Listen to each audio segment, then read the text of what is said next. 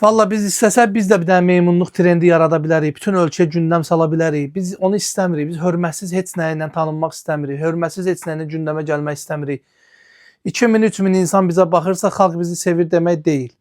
2000-3000 insan bizi sevə bilər. Amma geri qalanları pis əməllərimizə görə, pis sözlərimizə nifrət eləyirlər. Yəni pis görüntüyə görə, pis örnəyə görə. Bu görüntünü bütün xalqımız sevər inşallah. Bu ailəyə yorğandır, əyin başdır. Kimin gücünə çatır onu göndərər. Bunu göndəriblər sizə. Nəsə yığırsan hel qabıdan zatdan. Götürəcəklərsən. Sən də bunu tapmış. Hə? Əlimdə paltar var. Əynində paltar çox gələ bunda sən.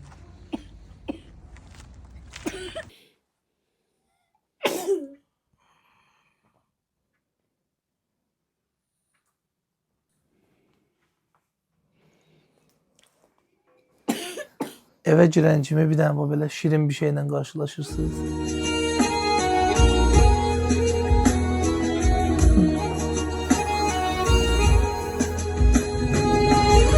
Paltarları evin için asırsan? Bəli.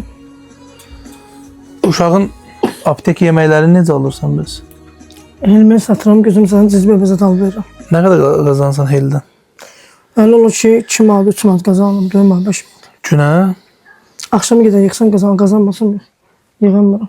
Yəni şəraitim budur, yaşadığım budur, evimdə çinləmişdir, yəni özünüz də baxa bilərsiniz. Bir otaqdır, ev sayılmaz bura. Nə qədər kirayə versən? 120 qalır. Bu uşaq üçün, bu bala üçün, bu uşaq üçün. Hər əviz 5 manat.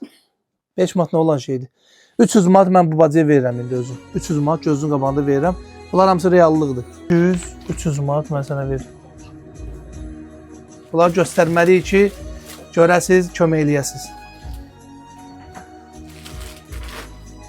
Yatım bağımı.